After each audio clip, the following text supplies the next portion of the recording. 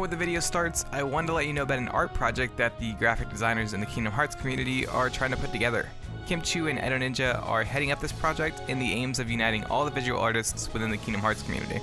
Over the year 2020, they are wanting to have artists, graphic designers, 3D modelers, and video editors collaborate on one giant canvas as well as a special video. Signups for artists and 3D modelers opened up on January 1st, so if you are interested, be sure to join their Discord server. There's a link down below.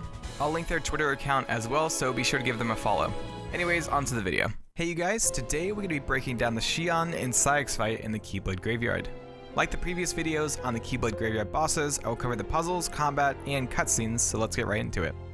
One quick note right at the beginning, I'll be referring to Axel as Lee during this to avoid confusion. I will use Axel a couple of times when I'm quoting somebody, but technically this is the somebody Lee. The puzzle right before the fight is kind of similar to the one before Luxor Malusia in Larxine's battle. Pillars shoot up from the ground with darkness spilling out of the bottom. You can see where the pillars are shooting up from since the ground glows with the red circuitry before they shoot up. The pillars come up in groups of 3 and they are pretty easy to dodge. You can pretty easily just glide out of the way. If you are hit, you can just recover and keep gliding. At the new height, you won't be hit. Even if you get to the end quickly, the pillars will keep spawning until time runs out. If you dodge through them, the pillars will not spawn. Like the other puzzles, there are symbols on these pillars. On the top, it looks to be Roxas' symbol, as well as 12 points around it. On the sides of the pillar look to be Oathkeeper and what I can only assume to be Oblivion. It's interesting that one of the Guardians of Light is on the ruins rather than one of the Orc members. Before the battle, you can see a short loop. Kairi and Lee are back to back as Saix and Xion circle them.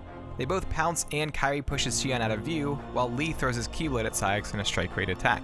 Saix and Lee parry each other a couple of times before Kairi comes back into view, blocking Xion. She then chases her off screen again. Lee attacks, throwing his Keyblade before both parties lock blades. They break away after a second before the battle loops. The opening cutscene shows Xion attacking Kairi. Xion hits Kairi away and charges in again, but Lee blocks her path. They lock blades before Lee pushes her back. Saix can be seen running up and attacking before he charges up. Lee flips back before Sora joins them in battle. Lee parries an attack from Xion and the battle begins. Xion has 3 attacks if you're counting the Berserk charge as a single attack.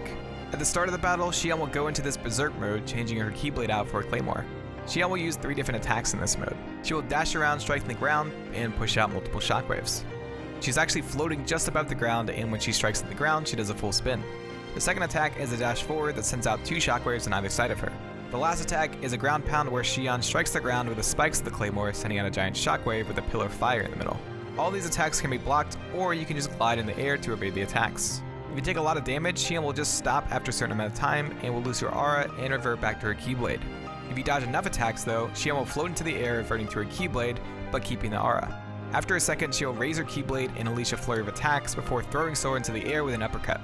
As Sora flies into the air, she teleports above him and slices down with her Claymore, sending him flying back down to the ground. If you successfully guard against her initial attacks, she will transition into a normal combo. The first hit of the attack has incredible range, and she will move forward throughout the rest of her attack to catch up to you. This Berserk attack can also be triggered if you do too much damage to her. The next attack Xion will use is a 3-hit combo.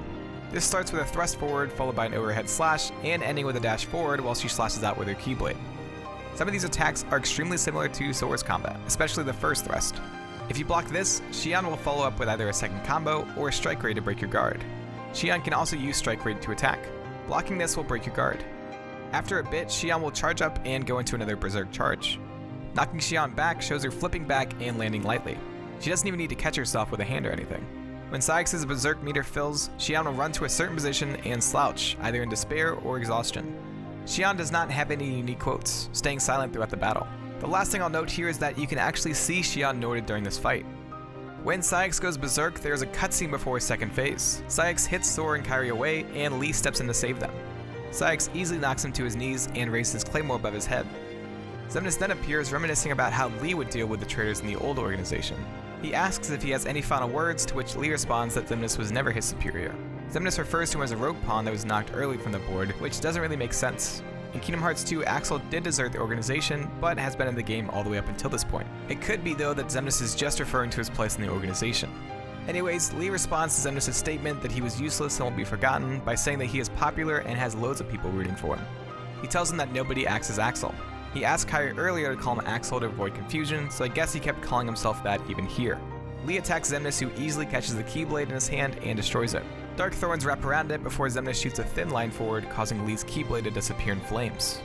Xemnas then uses his iconic laser dome as Saix stands by and watches. Before Xemnas can execute him though, Xion grabs his blade.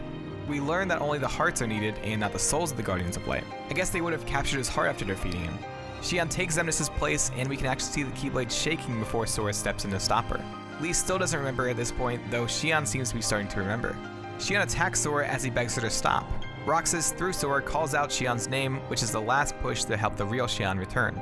Xemnas kicks her away, calling her a useless puppet. As she falls, her hood comes off and Lee fully remembers who she is. Lee tries to stop Xemnas, who shrugs him off, telling him he will have to wait his turn. He uses the word Alceron, which is just a fancy word for someone who is of little importance, usually in the context of competition. We see Roxas' heart fly out of Sora, and a beam of light flies down just in time to save Xion. In the journal, it states that the connection between Xion and Axel is what brings back Roxas, and calls him back into the world. Roxas explains that he returned the same way as the others. Through the use of a replica vessel provided by Ansem the Wise and Zexion, he was brought back. He also makes the statement that it seems like Xemnas is not as good at winning over people's hearts as he thinks. This is probably hinting to both Vex and Endemics, who played a part in helping him return.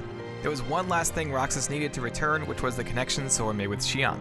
Xemnas decides that he should retreat, stealing Kairi away. He makes a comment about how there are lights to replace her, just as there are darknesses to replenish their ranks.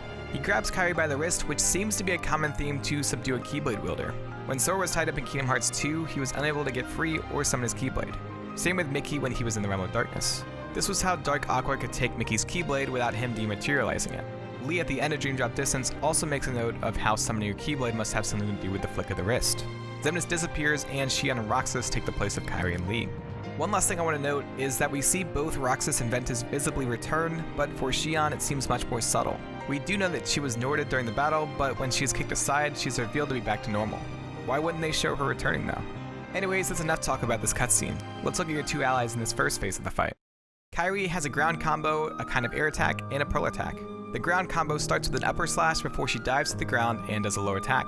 She catches herself and runs back before she turns and runs to the enemy, hitting them once before ending with another upper slash. This hits the enemy into the air, and Kairi will usually follow this up with a spinning air slash. She can also use this on the ground.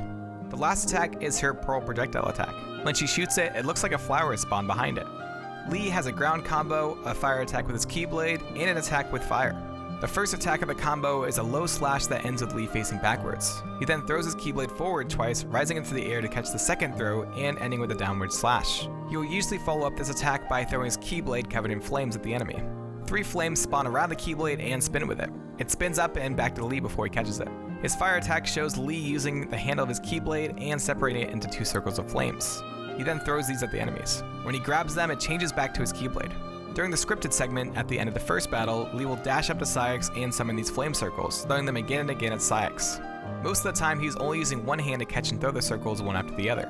At the end of the combo, he catches both of the circles and throws them before jumping into the air and catching them. It changes back to the Keyblade and he slams downwards. The hit causes a flame pillar to spawn.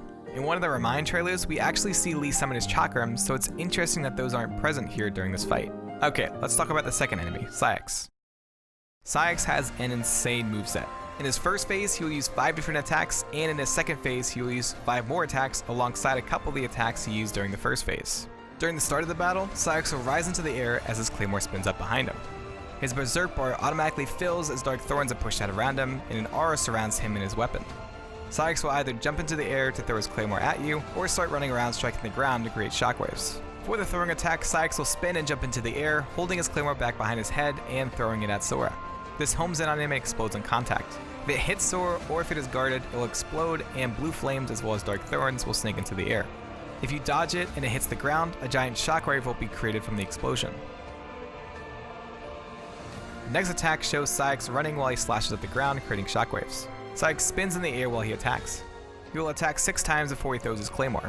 Just like the previous attack, getting hit or blocking it will cause an explosion with flames and dark thorns appearing, while dodging it will cause an explosion and a shockwave if it hits the ground. This was an attack in Kingdom Hearts 2 actually. None of the claymores though are left behind in Kingdom Hearts 3 for you to use against Saix. Another attack from Kingdom Hearts 2 is this 3-hit attack. Saix does an overhead attack, slamming his weapon into the ground, shooting out 2 shockwaves. He spins in the air before slamming his claymore down again, shooting out 2 more shockwaves. These shoot out more diagonally than the last ones. Saix then jumps back and throws his weapon into the ground, shooting out 3 shockwaves. The next attack is a 2-hit attack with Saix dashing forward. He slashes up at the end of the dash and spins, slashing out again. The first hit you can block, but the second will break your guard. This is another attack that was in Kingdom Hearts 2, as is the next attack. Saix slices upwards quickly before slashing horizontally and ending with an overhead slash. All of this can be blocked, and if you miss the first block, you have just enough time to get a guard up before the last 2 hits. And that is it for Saix's first phase. After his Berserk bar fills up, he will run towards the middle of the area and rise into the air. You can see electricity arcing around him while he is charging up. Dark thorns circle around him, and his claymore spins behind him. A ring and a blue explosion push out as Sora is pushed back. You can see blue flames from Saix as the screen fades to black. You can actually dodge through this with the right timing. After the scripted scene, every time he charges up, 4 spinning claymores will appear around him. During the second phase, Saix will still throw his claymore at you and do his 3-hit attack with the shockwaves. There's also an upgraded version of this 3-hit attack. Saix will slam his claymore down to the ground using 2 claymores on either side of him to strike the ground as well. This shoots forward 3 shockwaves. He then disappears and does it again before teleporting one more time and rising into the air. 8 claymores appear around him and Saix thrusts his own weapon into the ground.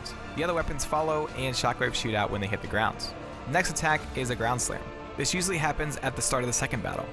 Saix simply jumps into the air and slams his claymore down, causing a shockwave to push out. This is the move copied by Xion, as is this dash attack and this shockwave attack. This dashing attack seems to keep going until someone hits him out of it. All 3 of these attacks are seen in the Kingdom Hearts 2 fight and are part of the Berserk Charge Desperation move. The last attack shows Saix jumping into the air and throwing the 4 claymores around himself into the ground. He then slams his weapon into the ground, causing the claymores to all explode.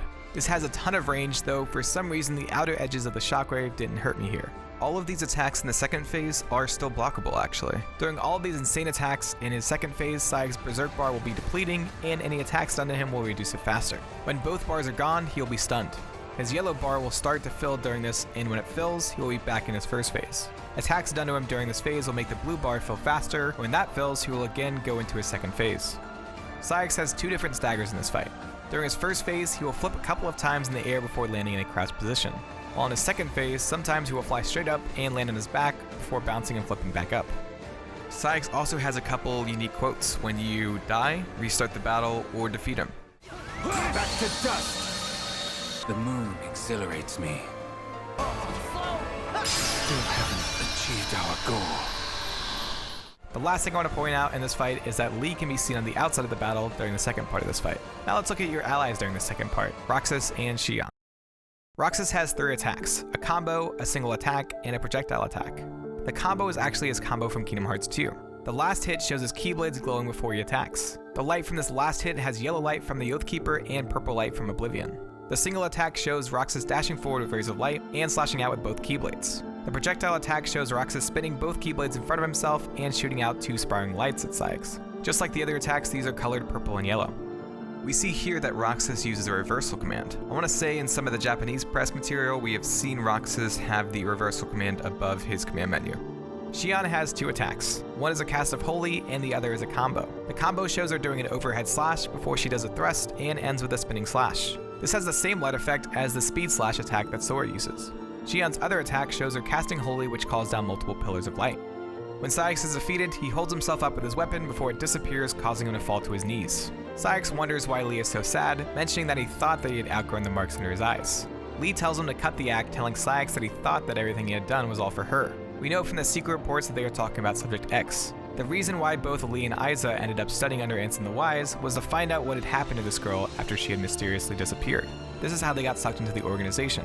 Saix accuses Lee of leaving both Subject X and Saix in the dust for Xion and Roxas. This caused Saix to lose his sense of purpose. Saix knew that Lee would never forget him, but he was jealous of the friendship Lee had made with Roxas and Xion. Lee says farewell, calling him Isa before he disappears. Lee tells Sora to go after Kairi before the Sea Salt trio finally reunites in one of the most touching scenes of the game.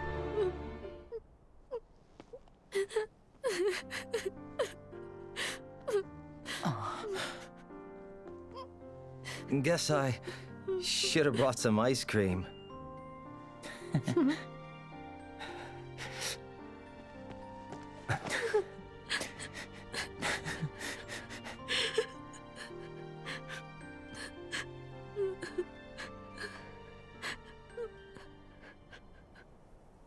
And that is all I have for you guys today. This marks the end of the Keyblade Graveyard breakdowns for now. Remind comes out next week, so I'm hoping that the next Kingdom Hearts breakdown that you see will be on light form. Anyways, I am pretty active on Twitch, YouTube, Discord, and Twitter, so be sure to follow the links in the description below to stay connected. If you want to see some breakdowns on Roxas, click the cards on screen. Subscribe or share this, and I will see you in the next video.